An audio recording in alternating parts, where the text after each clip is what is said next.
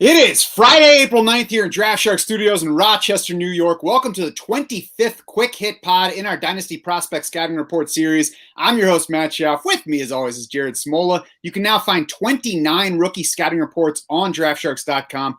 Every single one is free to read, and they will keep coming at you right up until the NFL draft. You can check out every one of these accompanying podcasts by subscribing to our YouTube channel, as well as any of our podcast feeds. Our focus today is on Louisville running back Javian Hawkins. Honestly, the first guy that I've gotten to that I really hope that I'm wrong about. We'll get to what I'm talking about on that front. But first, Hawkins was a bit of a late bloomer in high school compared with other top prospects, top recruits. His final 2 years were strong, though. He topped 1,500 total yards as a junior, including 509 receiving. As a senior, Hawkins rushed for 1,783 yards. His receiving fell off, under 200 yards on that front.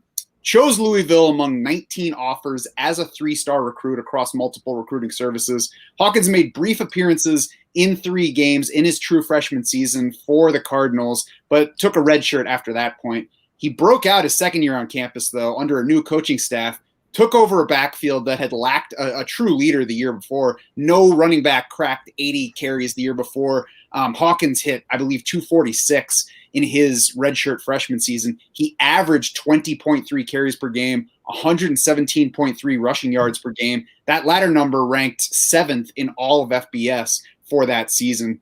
As a redshirt sophomore in 2020, Hawkins played in the team's first 7 games, but then opted out the rest of the way. His carry share actually grew a bit, topping 50% in his final season for those 7 games he played. And he delivered 58% of the team's rushing touchdowns, up from 39% in his breakout season. The receiving role also grew, which is going to be key for him. After he caught just 4 balls in 2019, Hawkins caught 16 in the 7 games he played last season, 12.4% of the team's total for those 7 games. So that's a plus for his final season. Yeah, so to me, I mean, just the fact that he handled 264 carries in his in that 2019 season at his size, 183 pounds is pretty impressive. He averaged 5.8 yards per carry. He was really on a similar rushing pace this past season. You look at some of the PFF numbers on Hawkins, they're interesting. He was like middle of the pack in elusive rating and missed tackles forced per attempt, but 4.09 yards after contact per attempt, 26th best among 238 qualifying running backs. So a surprise for a smaller running back. I mean, obviously he's not going to win on rushing volume at the next level. So I do wish there was more receiving production. Like the market shares were okay last year, but still just 16 total catches. And he was 63rd in PFF receiving grade among 115 qualifying running backs. So even when he did get a chance, he was just sort of average in the pass catching department. And of course, even those yards after contact, it's not like he's running with noteworthy power. It's more like when you're trying to catch a frog in the front yard, you just can't get it to stay in your hands even when you can reach it. All right. So we'll get to what he showed on video and what there is to like about him when you watch him, because, I mean, that's what you like about him. If you watch the highlights, the guy's nickname is PlayStation, first of all, and he said in an interview that he thinks his dad called him that because he played video games too much, but also it dates back to Pop Warner with people calling him that because of the moves he had. And, I mean, it doesn't take long for them to show up. Javian Hawkins is just nonstop motion. He's spinning, cutting, reversing field. He runs like, I tweeted this earlier, he runs like a fan that jumps onto the field during a football game and knows that it's all over as soon as he gets tackled by security. So he is making it count at whatever he can do to elude the tacklers he's doing, and he's finding new ways to get, you're like, oh, he's caught. Oh my God, he's still going. That's Javian Hawkins running on the football field. Yeah, he runs like he pounded like 5 Red Bulls before, every game. He's a fun watch. He's small though. Like not only is he short, but he's just like thinly built. I feel like guys like Darren Sproles and even like Tariq Cohen, they're short, but they just look stockier than Hawkins looks. And maybe he can put on 5 to 10 pounds in the NFL, which would be helpful. But man, it's like every time he's about to get hit, I'm like worried for the guy because he just looks so small out there. Yeah, he kept getting up from it. Again, he averaged more than 20 carries per game overall for his career. I think it was actually like 19.85 carries per game over the past 2 seasons. He does look fast. The time speed, I think, is a little bit disappointing for somebody who's supposed to be a speed guy and looks very fast. Because if you do, add that pro day adjustment that bring it down, 0.05 seconds, that gets him to 4.51. That would be a bad time for somebody of his size. I think he looks faster than that on tape, but, no matter exactly how fast he is, the problem is that he's tiny. So I don't want to dwell on the tape too much because, again, it's fun to watch. You're not going to find what to dislike there. It's just that I think once he gets past college, he's just going to be too small to translate it to the NFL. I looked back over the past few seasons. You need to score about 170 points in PPR to reach the top 24 for the season among running backs. No running back has cracked 160 PPR points at less than 190 pounds since 2008. And outside of Warwick Dunn, who was the 12th overall pick, by the way, by the Bucs back in 1997, no other sub 190-pound running back has reached that level since 1997. So again, no one since 2008, and even that group in 2008 and back was all Warwick Dunn. From 1997 through 2008, he was the only one in that weight range that was delivering production that even gets you to the bottom of RB2 territory. Yeah, the guy who came to mind for me when I was reading your report on Hawkins and just digging into him was Donnell Pumphrey, who came into the league a couple seasons ago as an undersized guy. Pumphrey actually had he had 3 seasons of workhorse volume at San Diego State. He also had a better pass catching profile than Hawkins has.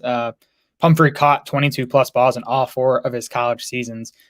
He was a 4th round pick. I think that'd be a win for Hawkins if he's a 4th round pick. I'd be slightly more interested in him if he goes even that high. But, I would not be surprised if this guy's like a 6th or 7th round pick. And just, again, as you said, at that size, he's just a long shot to really be NFL factor, real life or in fantasy. And I mean, even though Donnell Pumphrey made his way into round 4, he has yet to get an actual touch in the NFL. So everybody that you think of, if you think of a small back who has been successful in the NFL, if you compare them, that small back is bigger than Javian Hawkins actually is. Darren Sproles is bigger. I thought of Jaquiz Rodgers. He's bigger, even though he's shorter, and he also caught a lot more passes in college. Philip Lindsay, who went undrafted and then surprised everybody, he caught 117 passes in college. Hawkins caught 21. So Lance Zierlein at NFL.com compared him to Nyheim Hines. I think that's a very optimistic comparison because Nyheim Hines had 89 catches in college. He basically spent his second season at NC State as a wide receiver. So we could project that into the NFL. Maybe Hawkins has, more receiving aptitude than what Louisville allowed him to show, but we haven't seen it yet. So I'm not going to be in any hurry to project that at the next level. Yeah, I see the similarities in like play style between Hawkins and Nyheim Hines, but Hines had the better college production profile. He also tested a lot better too. He blew up at the combine. Hawkins was sort of average, especially when you factor in his weight. Hawkins is the kind of guy that you're going to root for when you watch him carry the ball. That's why I say I hope I'm wrong. I hope that, he has this surprising career because he's fun to watch and he's an exciting player on the field. I don't see any reason to bother with him in a dynasty rookie draft. If you want to take him in round 5 because you're that big a fan, just in case, I mean, fine. But I think you're more likely to find somebody else that has, a better if than Javian Hawkins does. I think that the ceiling here is probably a caffeinated J.D. McKissick. And again, the problem there is Hawkins arrives as an unproven receiver. McKissick was a wideout in college who caught 289 balls. Hawkins has 21 college catches behind him. Yeah, again, I mean, I'm going to need to see Hawkins go in like the 4th round to a team that like obviously needs some like change of pace type back to have any interest in him in dynasty rookie drafts. Head over to DraftSharks.com now. You can see my full scouting report on Javian Hawkins with some more of those weight involved numbers that I mentioned. While you're there, check out the 28 other prospect scouting reports that we have already posted. Check back for more because we have more to come right up until the NFL draft. As I've mentioned, they are all free to read, but you should lock in your DS Insider access. That way you can see where they land in our dynasty rankings and where they sit in our rookie rankings post-draft to head into your dynasty rookie drafts. You can also check out our 2021 projections, our MVP draft board. They're ready to help you draft right now, whatever format you're playing. You can also find us on Twitter. We are at DraftSharks. Jared is at SmolaDS. I am at SchaufDS. That's SCHAUF. For Jared Smola and the rest of the Draft Sharks crew, I'm Matt Schauf saying thanks so much for swimming with us.